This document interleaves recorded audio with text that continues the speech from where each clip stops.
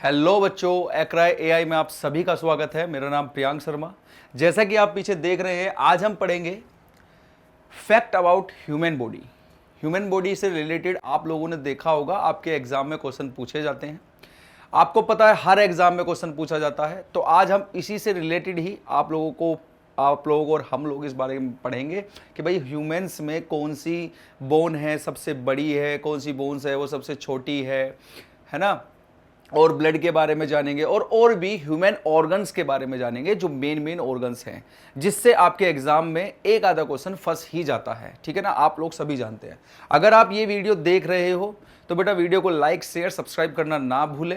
और बहुत ही important video है ये, आपके हर एग्जाम के लिए, आपके हर गवर्नमेंट एग्जाम के लिए ये इंपॉर्टेंट है। अगर आपको यकीन नहीं आता है तो अब ये वीडियो को कंप्लीट देख लेना और उसके बाद अपने एग्जाम के क्वेश्चंस उठाकर देखना, प्रीवियस क्वेश्चन उठाकर देखना, जिसमें से इसमें से एक आधा क्वेश्चन हर एग्जाम में देखने के लिए आपको मिलेगा। तो चलिए बेटा, देर ना करते हुए अपनी वीडियो की तरफ बढ़ते हैं।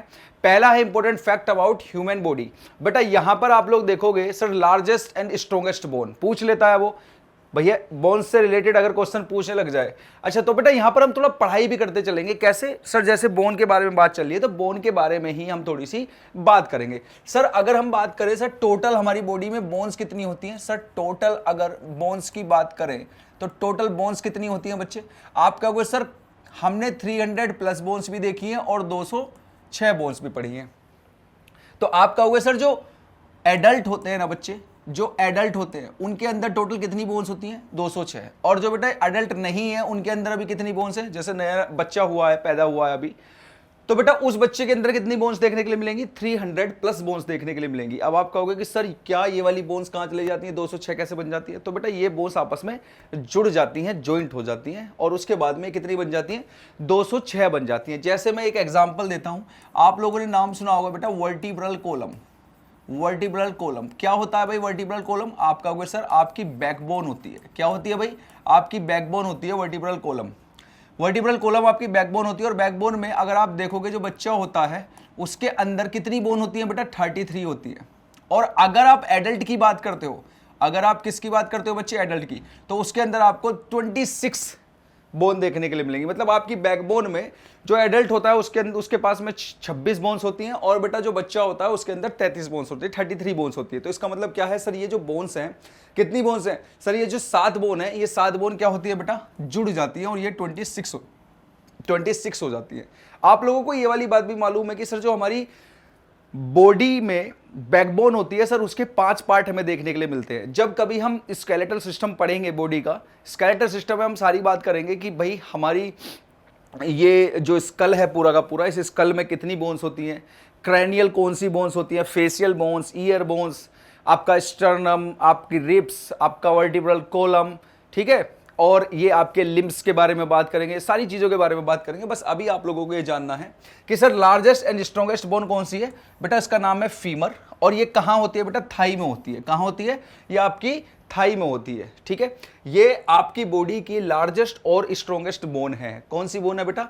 लार्जेस्ट और स्ट्रॉन्गेस्ट बोन का नाम क्या है सर? फीमर। कहाँ देखने के लिए मिलेगी सर? थाई में। अब बेटा स्मॉलेस्ट बोन की बात करें सर, स्मॉलेस्ट बोन कौन सी होती है? ये होती है बेटा स्टेपीज। क्या होती है बेटा? स्टेपीज होती है। और ये कितनी होती है सर? 3। कहाँ होती है ये सर? ये ईयर में होती है। बेटा ये भी जानना आप लोगों को बहुत जरूरी है कि होती कहाँ पर है, ठीक है। ये भी जानना आप लोगों को बहुत जरूरी है कि होती कहाँ पर है ये बोन्स, ठीक है। तो बेटा आपकी लार्जेस्ट एंड स्ट्रॉन्गेस्ट बोन कहाँ पर है सर? थाई में है, जिसका नाम क्या है बेटा? फीमर। सबसे छोटी बोन जो है आपकी बॉडी में वो क्या है सर? ईयर बोन है, जिसका नाम है सर स्टेपीज। अब यहां थोड़ी सी जानकारी ले लेते हैं सर। अगर आपसे कोई पूछने लग जाए ईयर में टोटल कितनी बोन होती हैं, मैं बोल रहा हूं ईयर में कितनी बोन होती है, तो आपका आंसर होगा सर 3।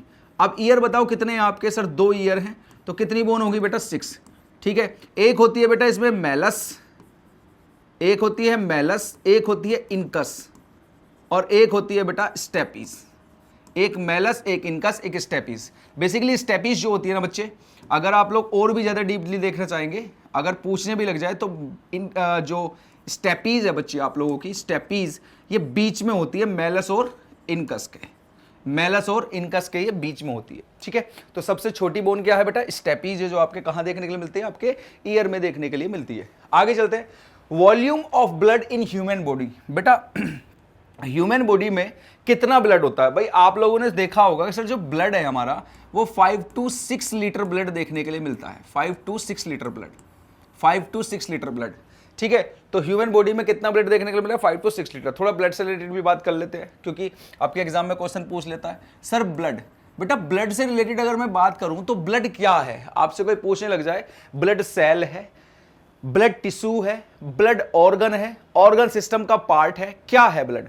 तो बेटा आप लोग सभी जानते हैं सर ब्लड जो है ये आपका टिश्यू है। क्या है बेटा? ये आपका टिश्यू है। अब मैं आपसे और डीपली जाने लग जाऊं कि बेटा जो ब्लड है ये टिश्यू है, तो ये कौन सा टिश्यू है? क्योंकि टिश्यू भी कई टाइप के हमारी बॉडी के अंदर है ना। तो सर ये जो ब्लड है ये कनेक्टिव टिश्यू है। क्या है बेटा? कनेक्टिव टिश्यू है। कौन सा टिश्यू है? कनेक्टिव। सर इसे कनेक्टिव टिश्यू।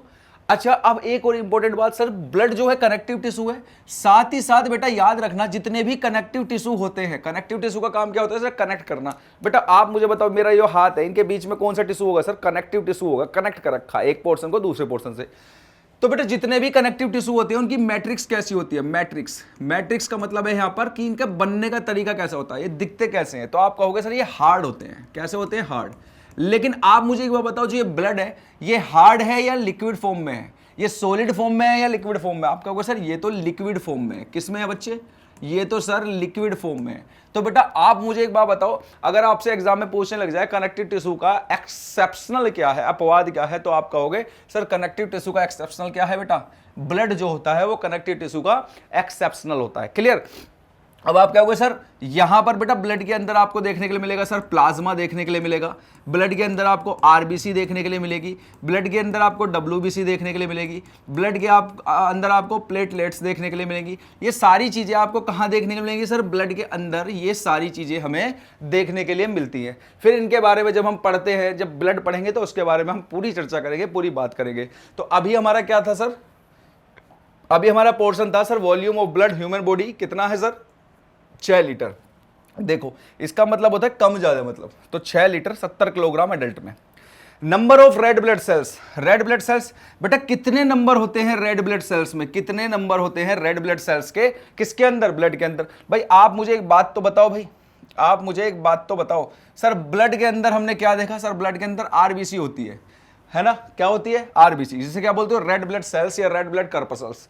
इसका दूसरा नाम क्या है? इरिथ्रोसाइट। तो बेटा ये वो पूछ रहा है कि नंबर, सर नंबर की बात चल रही है। किसकी बात चल रही है? नंबर की। कितना नंबर होता है? तो आप कहोगे सर मेल में अगर आप लोग देखते हो तो मेल में 5 से 6 मिलियन मिलीमीटर क्यूब और फीमेल में 4 से 5 मिलियन पर मिलीमीटर क्यूब। ठीक है, इतना हमारा ब्लड होता है। एग्जाम में क्वेश्चन पूछ ले जाता है, सीधा सीधा 4 ऑप्शन होते हैं और उसमें से वो आपसे पूछ लेता है। तो बेटा दोनों चीज याद रखनी है, मेल और फीमेल की। मेल में ज्यादा होता है और फीमेल में थोड़ा कम होता है, और वो आप लोग जानते हो क्या रीजन होता है। आपको पता है कि हर एक महीने पे फीमेल जो होती है उसको मासिक धर्म आ जाता है, आप जानते हो, पीरियड्स बोल देते हो आप लोग उस चीज को। ठीक है, तो उसी वजह से ब्लड जो है ज्यादा निकल जाता है, इसी वजह से बेटा इनके फीमेल जो है ब्लड कम रह जाता है। अब अगला है बेटा, अगला है life span of red cells. बेटा इसकी लाइफ स्पैन क्या है, मतलब कितने दिनों तक ये जीती है? तो आप कहोगे सर 100 से 120 दिनों तक ये जीती है। कितने दिनों तक जीती है सर? 100 से 120 दिनों तक। अच्छा एक क्वेश्चन है आप लोगों से कि बताओ बेटा जो आरबीसी है इसका बर्थ कहां पर होता है? बर्थ, भाई अगर ये मरती है, एक तो इसका बर्थ बता दो मुझे, एक इसकी ग्रेवयार्ड बता दो। क्या बता दो? ग्रेवयार्ड। ग्रेवयार्ड मतलब कब्र, कब्र मतलब जहां पर जाकर ये मरती है। तो बर्थ कहां होता है और ग्रेवयार्ड कहां पर होता है? अभी बताऊंगा, पहले यहां पर आ जाओ आप अपने टॉपिक पे। तो बेटा ये कितने दिनों तक जीती है? सर ये 100 से 120 दिनों तक जीती है। किसके अंदर? सर ब्लड के अंदर। ब्लड के अंदर आरबीसी क्या है सर? ब्लड के अंदर ही तो है। आरबीसी किसके अंदर है सर? ब्लड के अंदर है। और आरबीसी में आप लोगों ने देखा होगा आरबीसी के अंदर क्या होता है सर? एचबी होता है। एचबी मतलब हीमोग्लोबिन होता है। और इस हीमोग्लोबिन का कलर कैसा होता है? आप कहोगे सर रेड होता है, या मरून भी बोल देते हैं, है ना? ये इसका कलर होता है, जिसकी वजह से आरबीसी का कलर क्या हो जाता है सर? यही हो जाता है आरबीसी का कलर। और इसी आरबीसी की वजह से ब्लड का कलर क्या होता है सर? इसी आरबीसी की वजह से भी ब्लड का कलर ये हो जाता है, रेड या मरून हो जाता है। क्लियर? यहां तक समझ में आ गया होगा। सर लाइफ स्पैन मतलब कितने दिनों तक जीती है? सर 100 से 120 दिनों तक। अगला है life span of white blood cells, WBC. Sir white blood cells का जीवन काल कितना होता है? देखो बेटा यहां पर 13 से 20 दिन है, लेकिन आप लोग अगर एग्जाम में आ जाए सर 5 से 7 दिन, तो ये भी आप लोगों का ठीक रहेगा 5 से 7 दिन। मतलब ये दोनों एक साथ नहीं आएंगे, ऐसे अलग अलग करके आ सकते हैं, ठीक है सर। अब एक और क्वेश्चन फिर दोबारा से बेटा, जैसे बर्थ आरबीसी का बर्थ की बात की थी, तो आप बताओगे मुझे कि बेटा डब्ल्यूबीसी का बर्थ कहां पर होता है और सर इसकी ग्रेवयार्ड भी कहां पर होती है, इसकी ग्रेवयार्ड भी कहां पर होती है। दोनों क्वेश्चन है बेटा, इनके आंसर दो मुझे जल्दी से। आगे चलते हैं भाई। अगला क्वेश्चन है time taken by RBC to complete 1 cycle of circulation. एक साइकिल में कितना सर्कुलेशन, कितने टाइम में सर्कुलेट हो जाती है 1 साइकिल ऑफ सर्कुलेशन। अब 6 लीटर है बेटा, 6 लीटर ही होगा और क्या होगा। आगे चलते हैं। Top other name of red blood cells. बेटा रेड ब्लड सेल्स का दूसरा नाम क्या है, अलग नाम क्या है दूसरा नाम। बेटा रेड ब्लड सेल्स का दूसरा नाम होता है इरिथ्रोसाइट्स। क्या होता है बेटा, इरिथ्रोसाइट्स रेड ब्लड सेल्स का दूसरा नाम है। फिर लार्जेस्ट व्हाइट ब्लड सेल्स। अब देखो यहां पर एक क्वेश्चन है, फिर दोबारा से क्वेश्चन बना रहा हूं बेटा, यहां मैं क्वेश्चन बनाता हुआ चल रहा हूं, लास्ट में सभी क्वेश्चन के आंसर दूंगा।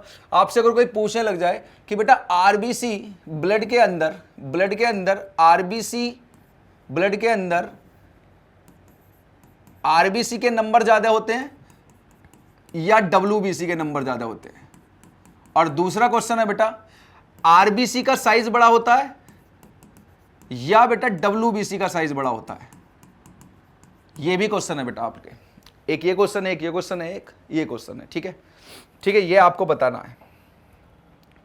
चलिए तो बेटा यहां पे है largest white blood cells. Largest white blood cells का नाम क्या है बेटा, इसका नाम है मोनोसाइट। क्या नाम है बेटा, मोनोसाइट। ये इंपॉर्टेंट पॉइंट है, आपके एग्जाम से रिलेट करते हैं, बिल्कुल करेक्ट। सीधे सीधे क्वेश्चन पूछ ले जाते हैं आपसे, ऑप्शन होते हैं, उन ऑप्शन में आप सीधे सीधे देखोगे तो वहां पे आपको मिल जाएंगे, ठीक है।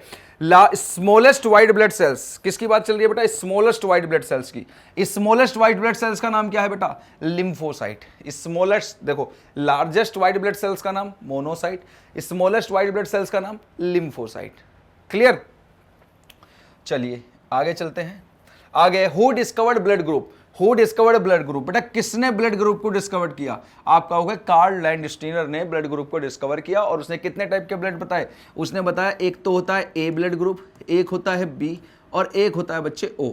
आप कहोगे सर हमने तो और भी पढ़े हैं, आप कहोगे सर हमने तो ब्लड ग्रुप में ए भी पढ़ा है, बी भी पढ़ा है, ए बी भी पढ़ा है और ओ भी पढ़ा है। हाँ बेटा ये भी हैं, लेकिन ए बी ओ यहां इन्होंने डिस्कवर किए हैं, इन्हीं से मिला के ए बी को मिला के यहां पर ए बी भी बनाया गया है, ठीक है। जब ब्लड पढ़ेंगे तो उसके बारे में और डिस्कस करेंगे, अच्छे से जानकारी लेंगे ब्लड के बारे में सारी चीजों की, ठीक है।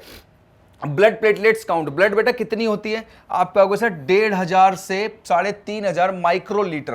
क्या होती है बेटा, माइक्रोलीटर प्लेटलेट्स, माइक्रोलीटर,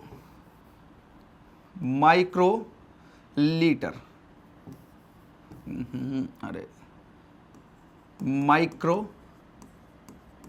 लीटर्स, ठीक है। 1.5 से लेके 3.5 लाख माइक्रोलीटर। क्लियर। अगर बेटा किसी की 1500 से प्लेटलेट्स कम हो जाती है ना, तो आप लोगों ने देखा होगा उसको अलग से प्लेटलेट्स लानी होती है। और ऐसा बेसिकली कब होता है सर, डेंगू वाली जब पोजीशन होती है, सब किसी को डेंगू बुखार हो जाता है, एक मच्छर होता है, मच्छर देखो मच्छर होता है, मस्कीटो होता है। मस्कीटो भी बेटा आप देखोगे दो टाइप के देखने के मिलेंगे, एक तो मेल मस्कीटो और एक फीमेल मस्कीटो। तो बेटा ये फीमेल मस्कीटो होती है, जब ये काटती है इसकी वजह से व्यक्ति को क्या हो जाता है, डेंगी हो जाता है। इसे डेंगू नहीं डेंगी बोलते, क्योंकि डेंगी ने काटा है, ठीक है ना, फीमेल ने काटा है। और बेटा इससे वायरस जो एडिस एजिप्टी नाम का वायरस निकलता है, एडिस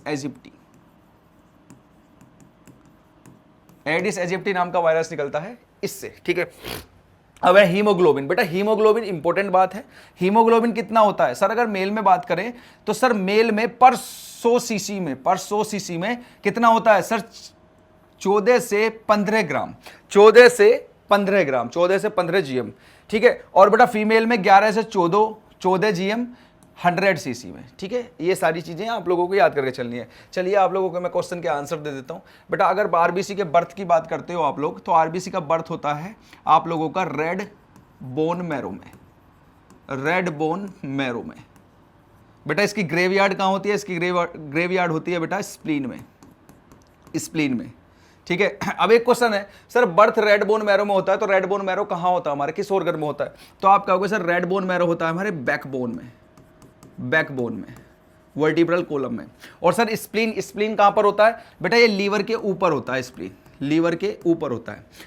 सर इसको मरने के लिए स्प्लीन के पास क्यों जाना पड़ता है? क्योंकि सर ये तो एक सेल है, और हम अगर सेल पढ़ते हैं तो सेल में देखते हैं सर लाइसोसोम जो होता है वो atom bomb of the cell या सुसाइडल बैग होता है सेल का। लेकिन सर ऐसा क्यों है कि इसको ग्रेवयार्ड जो इसको मरने के लिए स्प्लीन के पास जाना पड़ता है? तो बेटा यहाँ याद रखना है आप लोगों को, सर आरबीसी ये वाली जो सेल है, इस सेल के पास में लाइसोसोम नहीं होता, जिस वजह से इसको मरने के लिए स्प्लीन के पास जाना पड़ता है। ठीक है, सेम बेटा व्हाइट ब्लड सेल्स का आप देखोगे, व्हाइट ब्लड सेल्स में भी रेड बोन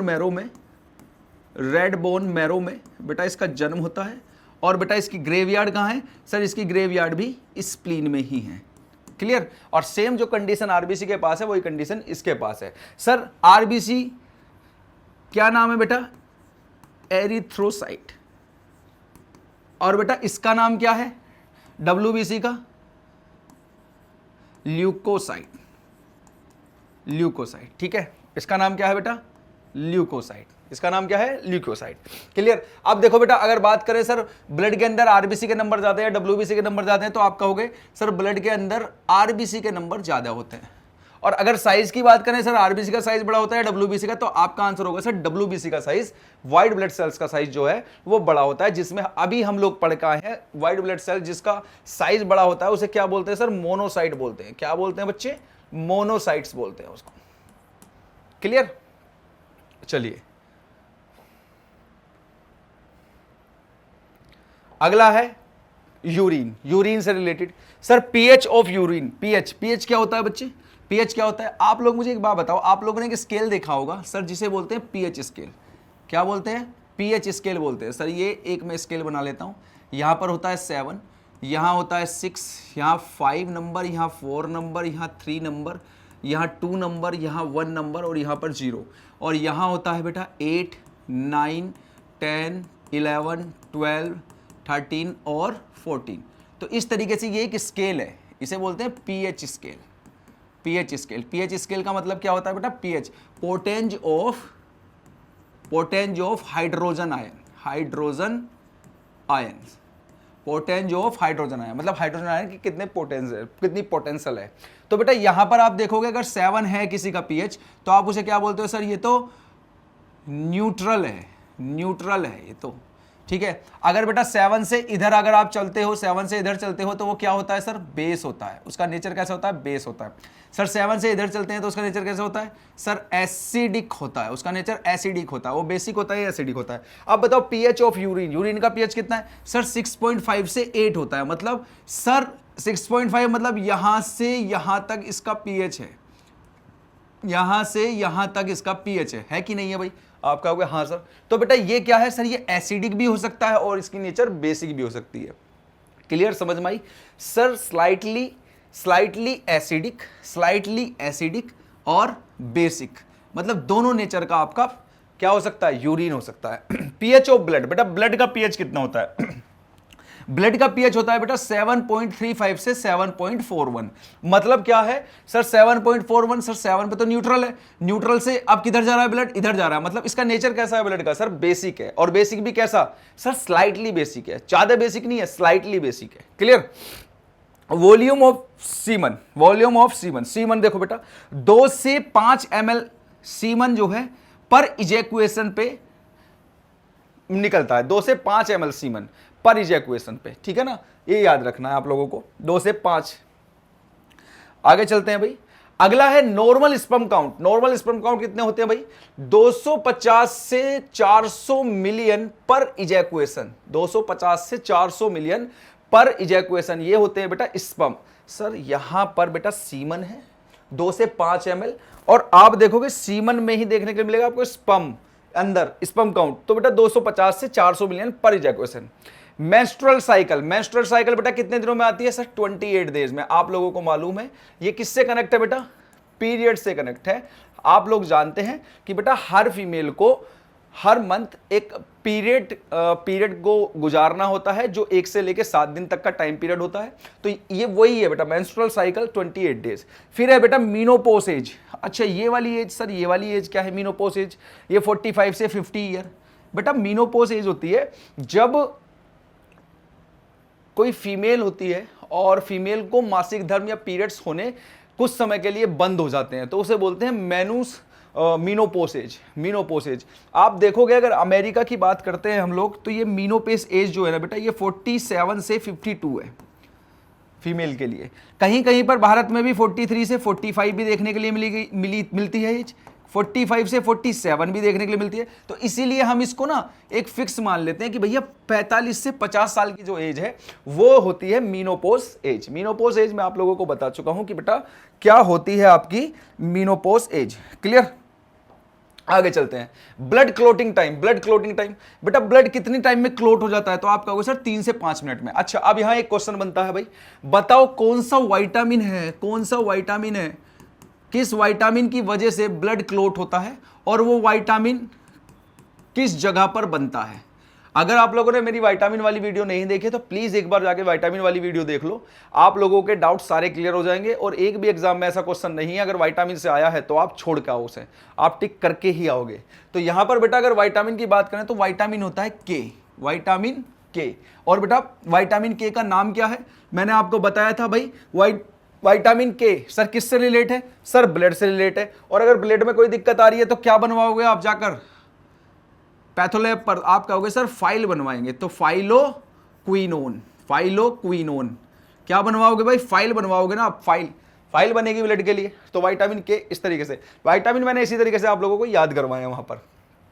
अगर प्लेस की बात करते हैं तो बेटा ये कहां देखने को मिलता है? सर लीवर बनाता है विटामिन के को। क्लियर? ठीक है। अच्छा, एक क्वेश्चन और आता है अभी मेरे दिमाग में एकदम से एक क्वेश्चन हिट किया कि बेटा हमारे जो बॉडी है उसके अंदर जो ब्लड फ्लो कर रहा है वो ब्लड हमारे वेसल्स में फ्लो कर रहा है, ठीक है। तो बेटा वो ब्लड जो है वेसल्स में जमता क्यों नहीं है, क्लोट क्यों नहीं होता है? ऐसा क्या रीजन है? कोई तो रीजन है। सर बाहर निकलता है, एटमॉस्फेयर में आता है तो 3 से 4 मिनट में क्या हो जाता है? सर 3 से 4 या 5 मिनट में जम जाता है। लेकिन सर वो बॉडी के अंदर तो नहीं जमता है। अब आप कहोगे सर एटमॉस्फेयर के कनेक्शन में आके वो जमना स्टार्ट होता है। नहीं बेटा, विटामिन के की वजह से जमना स्टार्ट होता है, ठीक है। विटामिन पे लीवर जो तुरंत काम करना स्टार्ट कर देता है, ठीक। लेकिन बॉडी के अंदर अगर नहीं जमता है तो उसका रीजन है बेटा, उसका रीजन है हिपैरिन, उसका रीजन है हिपैरिन। इसकी वजह से बेटा आपकी बॉडी के अंदर जो वेसल्स में ब्लड चल रहा है वो इसकी वजह से जमता नहीं है। आपको जैसे स्नेक बाइट कर लेता है ना, तो वो जो उसका जो वायरस जो उसका जहर होता है वो इस हिपैरिन को कम करता जाता है। और जैसे जैसे जैसे मेरे हाथ में यहाँ ब्लड स्नेक ने कट कर दिया तो बेटा यहाँ से ब्लड जो है फ्लो कर रहा है, मेरे इधर जाएगा, यहाँ जाएगा, ऊपर जाएगा, यहाँ तक जाएगा। तो क्या होता है कि यहाँ से जो ब्लड होता है वो जमता चला जाता है क्योंकि हिपैरिन को वो खत्म करता जाता है। अब हिपैरिन क्या कर रहा है? ब्लड को जमने नहीं दे रहा। और स्नेक का जो जहर है, वेनम है, वो क्या कर रहा है? इस हिपैरिन को खत्म करता हुआ जा रहा है।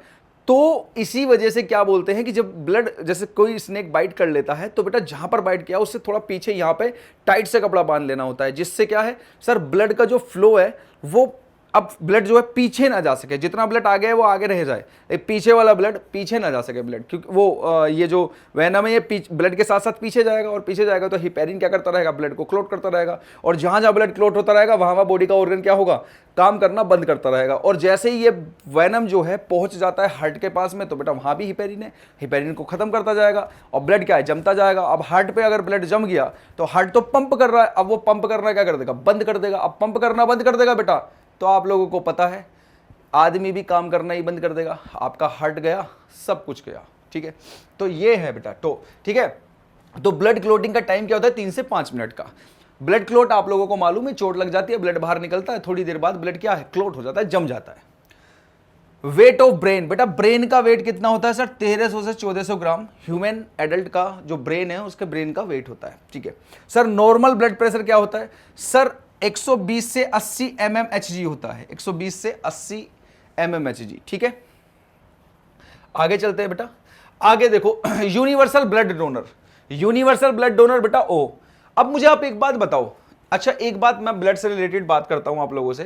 भाई ब्लड से रिलेटेड हम लोग अभी भी बात कर रहे थे, सर यहां पर डोनर की बात चल रही है, यहां पर किसकी बात चल रही है? डोनर की।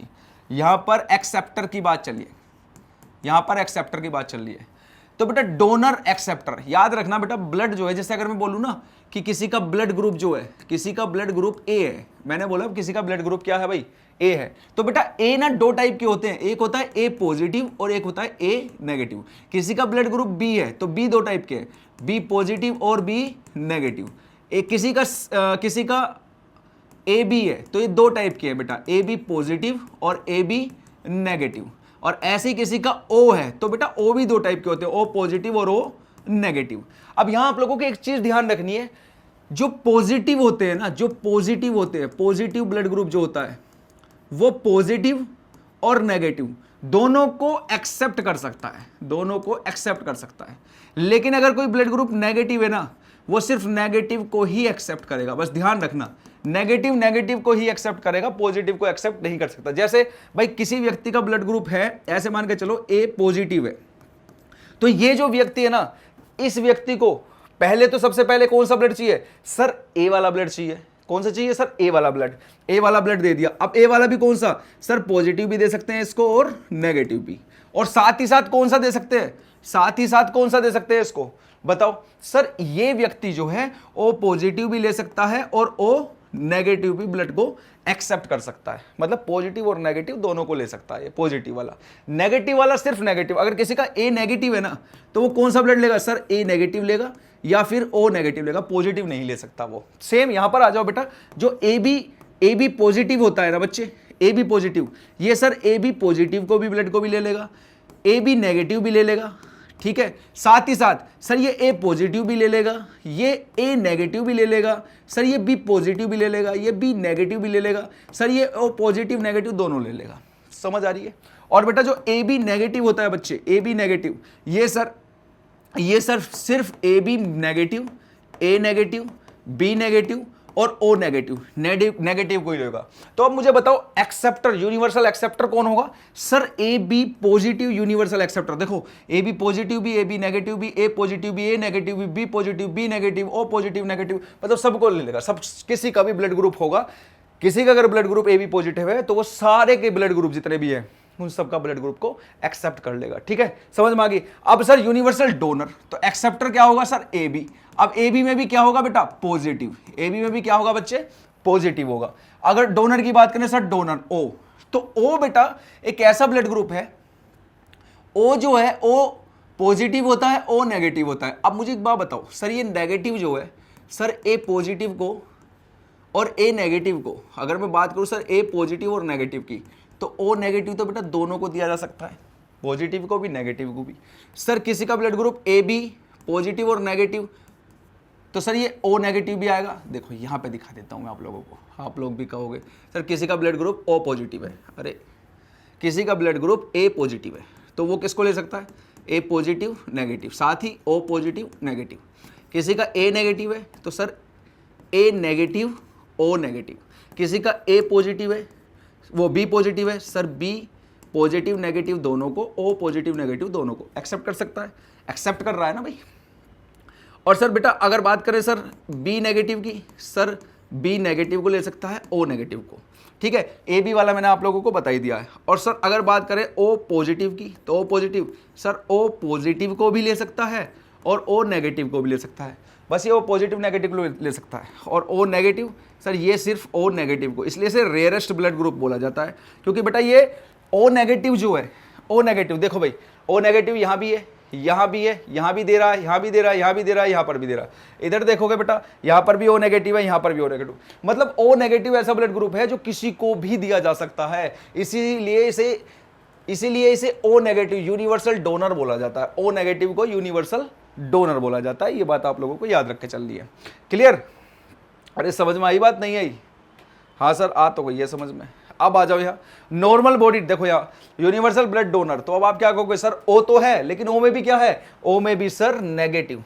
यूनिवर्सल ब्लड रेसिपिएंट क्या है बेटा, O A B positive. A B तो है सर पॉजिटिव।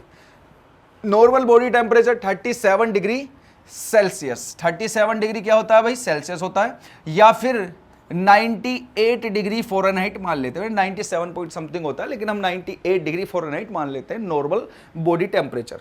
आगे चलते हैं। अगला है बेटा ब्रीदिंग रेट एट रेस्ट, बेटा ब्रीथिंग रेट कितना होता है सर? 12 से 16 मिनट पर मिनट होता है, 12 से 16 पर मिनट ब्रीथिंग का। नंबर ऑफ स्पाइनल नर्व्स कितनी है बेटा? 31 पेयर्स होते हैं। इनके बारे में बात करेंगे, स्पाइनल नर्व्स के बारे में बात करेंगे जब नर्व सिस्टम पढ़ेंगे अपन लोग। लार्जेस्ट एंडोक्राइन ग्लैंड, बेटा क्या नाम है उसका? Thyroid gland. Largest endocrine gland, largest endocrine. अच्छा थोड़ा ग्लैंड से रिलेटेड भी बात कर लेते हैं सर। ग्लैंड्स की आप बात कर रहे हो, ग्लैंड्स की अगर हम लोग बात कर रहे हैं तो बेटा ग्लैंड्स जो होती हैं वो दो टाइप की होती हैं बच्चे। एक होती है आपकी एंडोक्राइन ग्लैंड, एक होती है एंडोक्राइन ग्लैंड्स, और एक होती है बच्चे exocrine gland. Exocrine glands, exocrine glands. तो बेटा ये जो एंडोक्राइन ग्लैंड्स होती हैं, एंडोक्राइन ग्लैंड्स होती हैं, ये क्या रिलीज करती हैं सर? हार्मोन्स रिलीज करती हैं, हार्मोन्स। और ये क्या रिलीज करती हैं बेटा? ये एंजाइम्स रिलीज करती हैं, एंजाइम्स रिलीज करती है। तो बेटा एंजाइम का काम क्या होता है सर? रिएक्शन करने का। क्या काम है इनका? रिएक्शन करने का काम है इसका।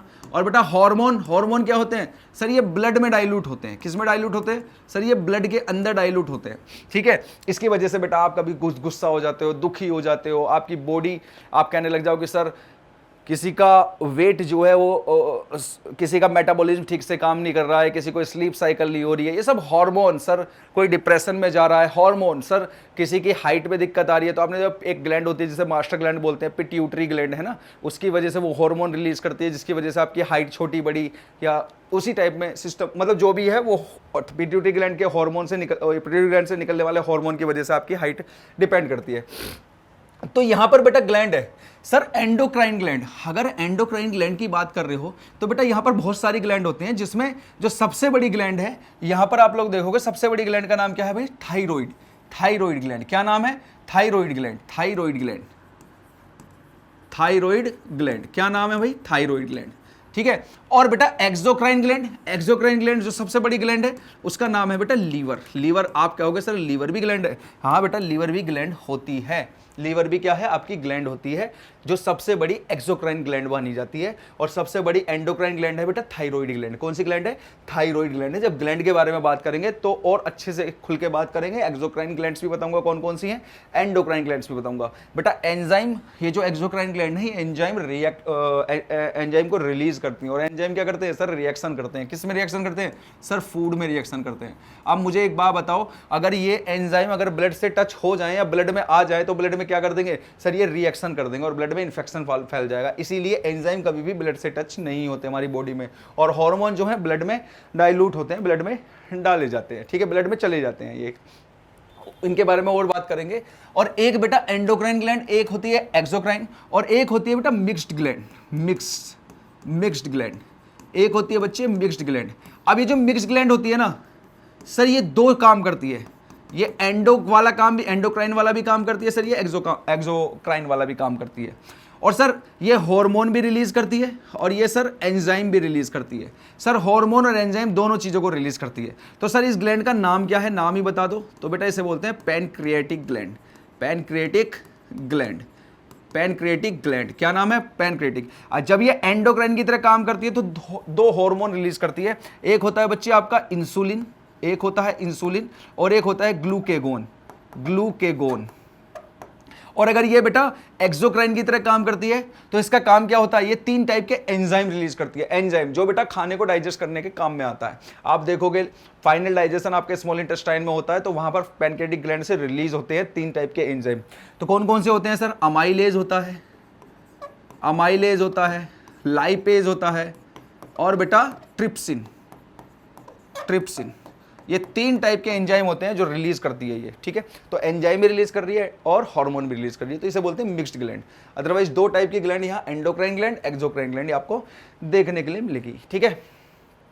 तो यहाँ मैंने आप लोगों को बता दिया लार्जेस्ट एंडोक्राइन ग्लैंड बेटा थायराइड, ठीक है। लार्जेस्ट एक्सोक्राइन ग्लैंड भी बता दिया मैंने आप लोगों को। Normal heartbeat rate, heartbeat rate कितना होता है बेटा? 70 से 72 बीट्स पर मिनट। पर मिनट में कितना होता है? 70 से 72 बीट। मतलब हार्ट का जो बीट है, हार्ट जो बीट करता है, लबडब करता है। लबडब बोलते हैं ना भाई उसे? अरे लबडब बोलते हैं, नहीं बोलते सर? लबडब बोलते हैं, तो लबडब जो होता है ये 1 मिनट में 70 से 72 बार कर लेता है। अच्छा, एक क्वेश्चन है कि बेटा हार्ट रेस्ट कब करता है, हार्ट रेस्ट कब करता है? तो आपका आंसर होना चाहिए सर 2 धड़कनों के बीच में, सर लव और डब, इसके बीच में यहां पर हार्ट क्या करता है सर? रेस्ट करता है। आपका होगा ना सर हार्ट रेस्ट नहीं करता, रेस्ट करता है हार्ट। बात करेंगे सर लार्जेस्ट ग्लैंड, बेटा largest gland, sir largest gland का नाम है लीवर, लार्जेस्ट ग्लैंड का नाम लीवर। अब आप कहोगे सर सॉरी, लार्जेस्ट ग्लैंड का नाम है लीवर। अब आप कहोगे सर अभी तो आपने बताया सर लीवर तो लार्जेस्ट एक्सोक्राइन ग्लैंड है। बेटा ये लार्जेस्ट एक्सोक्राइन ग्लैंड भी है और दूसरा लार्जेस्ट ग्लैंड भी है। अगर बेटा लार्जेस्ट एंडोक्राइन की बात करोगे तो थायराइड नाम आएगा, और अगर लार्जेस्ट ग्लैंड की बात करोगे बॉडी के अंदर तो बेटा वो लीवर ही है, और लार्जेस्ट एक्सोक्राइन की बात करोगे तो वो भी लीवर ही है। समझ में आ गई बात? ये याद रखना। Largest muscle in the body ये है बेटा ग्लूटेस मैक्सिमस और बटॉक मसल्स, बटॉक मसल्स। ठीक है, आगे चलते हैं भाई। आगे है smallest muscle in the body stapedius, stapedius, stapedius जो है स्मॉलेस्ट मसल है। लार्जेस्ट आर्टरी, लार्जेस्ट आर्टरी क्या है बेटा? ऑर्टा। अब थोड़ा यहां पर इसके बारे में भी ध्यान दे लेते हैं, थोड़ा सा इसके बारे में भी थोड़ा सा ध्यान दे लेते हैं भाई। क्या है इसके बारे में सर? बताओ, थोड़ा सा बताओ। थोड़ा सा बताना है तो लो भाई, आप लोगों ने एक टॉपिक पढ़ा होगा हार्ट, किसमें पढ़ते हैं हम लोग सर? सर्कुलेटरी सिस्टम है। आप कहोगे सर सर्कुलेटरी सिस्टम, बेटा सर्कुलेटरी सिस्टम का एक पार्ट है ये जो हार्ट है ना, ये सर्कुलेटरी सिस्टम का एक पार्ट है, पूरा सर्कुलेटरी सिस्टम नहीं है हार्ट। तो आप देखोगे बेटा इसके अंदर आपने आर्टरीज देखी होंगी, आपने वेन्स देखी होंगी, आप लोगों ने ऑर्टा देखा होगा। जब कभी हार्ट पढ़ेंगे अगली क्लास में तो उस समय बेटा ये सारी चीज़ों के बारे में बताऊंगा। आप लोगों ने वीना कावा पढ़ा होगा, है ना? तो बेटा ये जो है ना ऑर्टा जो है एक तरीके से ये आर्टरीज ही है, ठीक है? और ये सबसे लार्जेस्ट, ये सबसे बड़ी आर्टरीज है, लार्जेस्ट आर्टरीज है। वीना कावा की अगर आप बात करोगे तो ये वीन्स ही है, और कैसी है ये सर? लार्जेस्ट है, लार्जेस्ट है। और आप लोगों को पता होगा सर आर्टरीज जो है वो ऑक्सीजनेटेड ब्लड, ऑक्सीजनेटेड ब्लड को कैरी करती है, ऑक्सीजनेटेड ब्लड को क्या करती है? ये कैरी करती है। और वीन्स क्या है sir? Deoxygenated, deoxygenated. Sir deoxygenated blood कौन सा होता है बेटा? डीऑक्सीजनेटेड, ऑक्सीजनेटेड ब्लड वो होता है सर जिसमें ऑक्सीजन, जिस ब्लड के अंदर ऑक्सीजन होता है उसे ऑक्सीजनेटेड। डीऑक्सीजनेटेड सर जिस ब्लड के अंदर CO2 होता है वो होता है बेटा डीऑक्सीजनेटेड ब्लड। क्लियर? समझ में आ गया? ठीक है, तो यहां पर है बेटा लार्जेस्ट आर्टरी है ऑर्टा। लार्जेस्ट वेन क्या है? Vena cava. देखो ये रहा सर, इंफीरियर वीना कावा इसका पूरा नाम है, वीना कावा भी आप याद रख सकते हो, ठीक है? तो लार्जेस्ट वेन क्या है बेटा? आपका वीना कावा है। आगे चलते हैं, आगे, ठीक है। Largest and longest nerve, largest और longest sciatic nerve, sciatic nerve, nerve system पढ़ेंगे तो उसमें बात करेंगे। नर्व सिस्टम में साइनेप्टिक जंक्शन के बारे में बात करेंगे, एक्सोन के बारे में, डेंड्राइट के बारे में बात करेंगे, इन सारी चीज़ों के बारे में बात करेंगे, ठीक है। लोंगेस्ट सेल, लोंगेस्ट सेल क्या है? लोंगेस्ट सेल है बेटा देखो न्यूरॉन, न्यूरॉन जिसे नर्व सेल है ना, न्यूरॉन, नर्व सेल, इसमें देखने के लिए मिलेगा आपको न्यूरॉन में। Minimum distance for proper vision, proper vision के लिए कितना डिस्टेंस होना चाहिए सर? 25 सेंटीमीटर। अच्छा आप मुझे एक क्वेश्चन बताओ, एक क्वेश्चन का आंसर बताओ, पावर ऑफ लेंस क्या होता है? पावर ऑफ लेंस जो है बेटा, पावर ऑफ लेंस जो है वो कितना, उसकी यूनिट क्या है? पावर ऑफ लेंस की यूनिट क्या है पावर ऑफ लेंस की? तो आप कहोगे सर पावर ऑफ लेंस की यूनिट होती है डायोप्टर। क्या होती है बेटा? डायोप्टर होती है। अच्छा एक बात और ध्यान रखना बेटा, अगर हम लोग मिरर के बारे में बात करते हैं, मिरर के बारे में, तो हमें दो टाइप के मिरर देखने के लिए मिलते हैं। एक होता है बच्चे प्लेन मिरर, प्लेन मिरर, और एक होता है बेटा स्पेरिकल मिरर। आप कहोगे सर ये तो अलग देखने के लिए मिल रहा है, स्पेरिकल मिरर। और बेटा याद रखना स्पेरिकल मिरर दो टाइप के होते हैं, एक होता है कॉनकेव, कॉनकेव मिरर, एक होता है कॉनकेव मिरर, और एक होता है बच्चे कॉन्वेक्स मिरर। और इन्हीं मिरर को मिला के बेटा दो कॉनकेव मिरर को मिलाओगे आप लोग, दो कॉनकेव मिरर को मिलाओगे तो एक लेंस बनता है, एक लेंस बनता है, उस लेंस का नाम होता है बेटा कॉन्वेक्स लेंस, कॉन्वेक्स लेंस। और बेटा दो कॉन्वेक्स मिरर को मिलाओगे तो एक लेंस बनता है जिसका नाम होता है बेटा कॉनकेव, कॉनकेव लेंस। लेंस के बारे में भी बात करेंगे पूरा ठीक से, लेकिन अभी आप लोगों को ये जानना जरूरी था। और आप लोगों को ये भी मालूम है, अगर आप लोग मिरर फॉर्मूले की बात करोगे तो 1/f focal length upon v + 1/u, मतलब इमेज डिस्टेंस और ऑब्जेक्ट डिस्टेंस। और बेटा इसकी बात करोगे लेंस फॉर्मूले की -1/u मिरर और इमेज। भाई ये क्या है, ठीक है, ये देखने के लिए मिलेगा। आपको फोकल लेंथ की बात करते हो तो सर फोकल लेंथ कितना होता है, सर वो फोकल लेंथ होता है r/2 फोकल लेंथ, ठीक है, radius of curvature by 2, radius of curvature by 2। चलिए तो यहां बता दिया मैंने minimum distance for proper vision कितना है 25 centimetre minimum vision of proper distance, ठीक है।